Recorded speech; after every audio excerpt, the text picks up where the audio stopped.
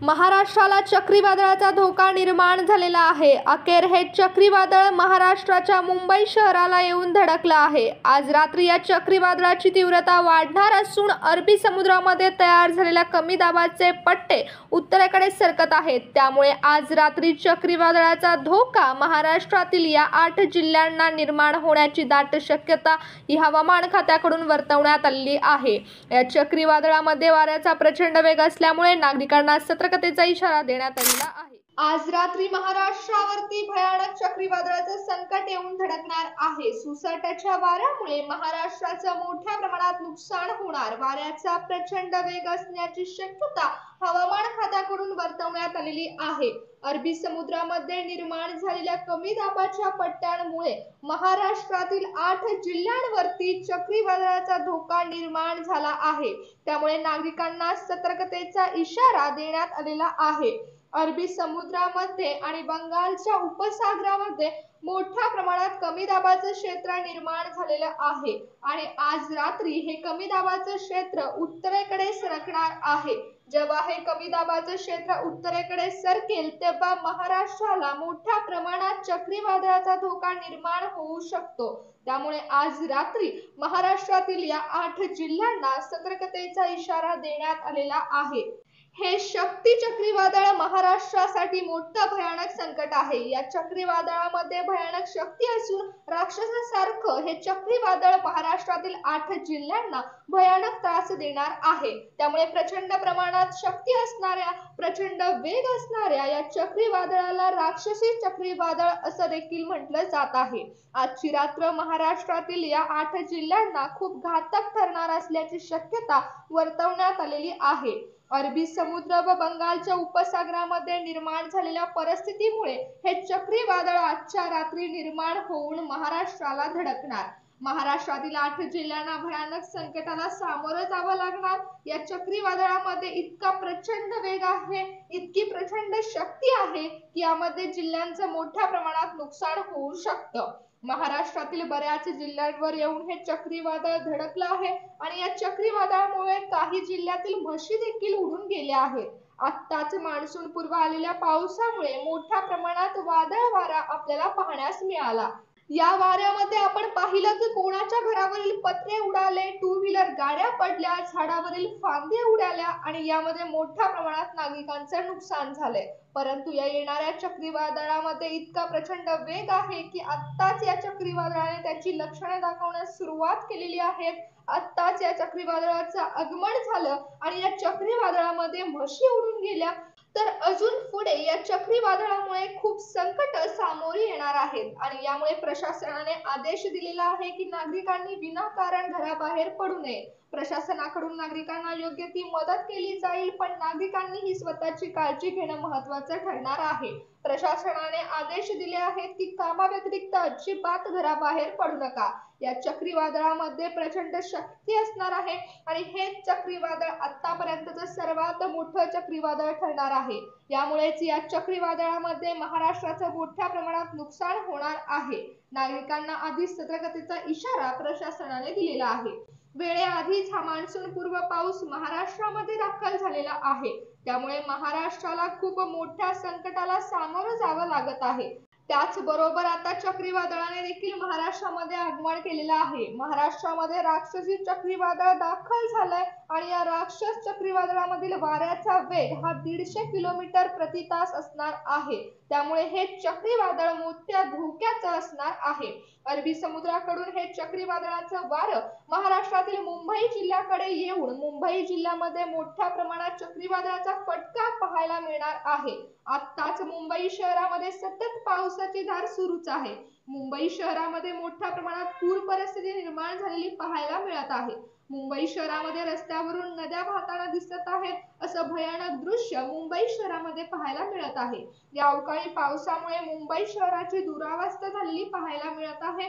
पण आता अरबी समुद्रामध्ये कमी दाबाचे पट्ट्याची तीव्रता आणखी वाढल्यामुळे अरबी समुद्राकडून हे वारं उत्तरेकडे सरकून मुंबई जिल्ह्याला येऊन धडकणार आणि मुंबईकडून महाराष्ट्रातील 8 जिल्ह्यांना धडकणार आहे। बंगालचा उपसागर आणि अरबी समुद्रामध्ये दरवर्षी कमी दाबाचं क्षेत्र निर्माण होतं आणि कमी दाबाच्या क्षेत्रामुळे चक्रीवादळ तयार होतात. परंतु यावेळी या चक्रीवादळाचा वेग हा भयानक असणार आहे. कारण मान्सून पूर्व पावसाचं आधीच आगमन झालेलं आहे आणि अगोदरच अरबी समुद्रामध्ये खूपच कमी दाबाचे पट्टे निर्माण झालेले आहेत आणि हे कमी दाबाचे पट्टे आता उत्तरेकडे सरकून महाराष्ट्राकडे येत आहेत. त्यामुळे महाराष्ट्राला या चक्रीवादळाचा धोका सर्वात जास्त असणार आहे.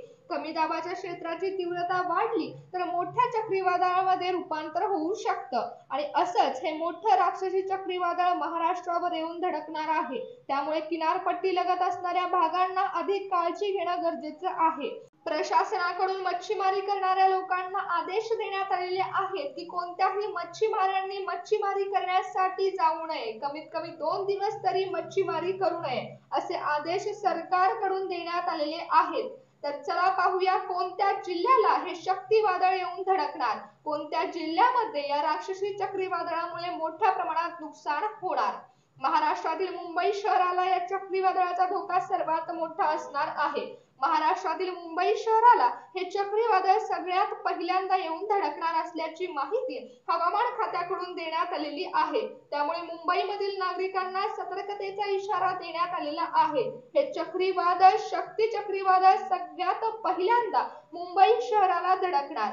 आधीच मुंबईमध्ये मान्सून पूर्व पावसाने धुमाकूळ घातलेला आहे. त्याचबरोबर मुंबई शहराला आता या चक्रीवादळाचा धोका असणार आहे.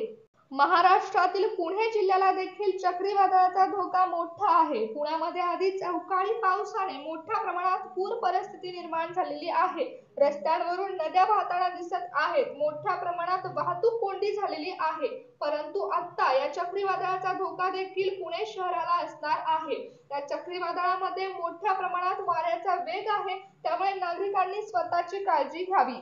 हवामान खात्याकडून रायगड शहराला देखील सतर्कतेचा इशारा देण्यात आलेला आहे.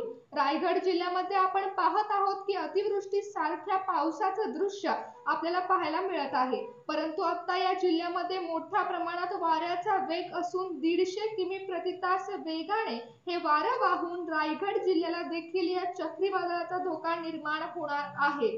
ठाणे जिल्ह्यामध्ये विजांच्या कडकडाटासह मोठ्या प्रमाणात आपल्याला वाऱ्याचा वेग पाहायला मिळणार आहे.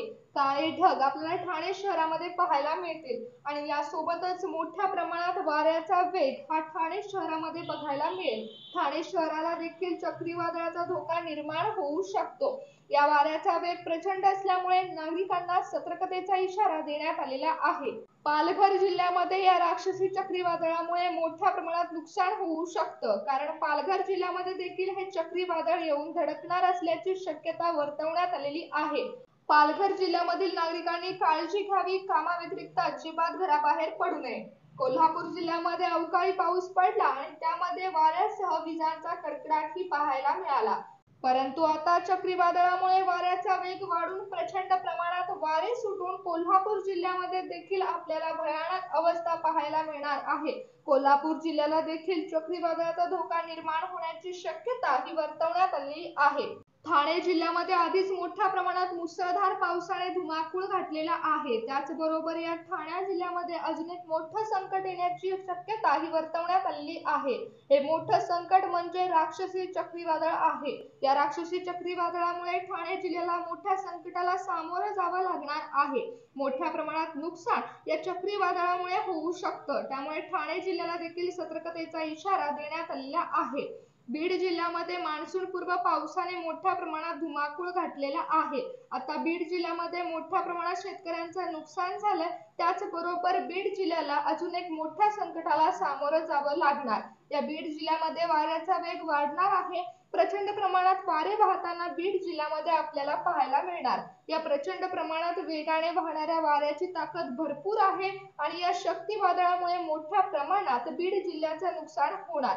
हे चक्रीवादळ थेट महाराष्ट्राला येऊन धडकणार नाही, तर या चक्रीवादळाआधी महाराष्ट्राला खूप मोठ्या प्रमाणात पावसाचा सामना करावा लागणार आहे.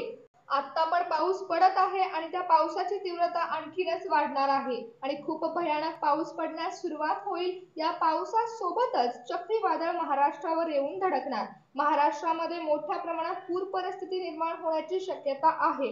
काळे ढग महाराष्ट्रामध्ये दिसून येत आहेत आणि मोठ्या प्रमाणात अतिवृष्टी महाराष्ट्रावर होईल. मग त्यासोबतच चक्रीवादळाचा धोका देखील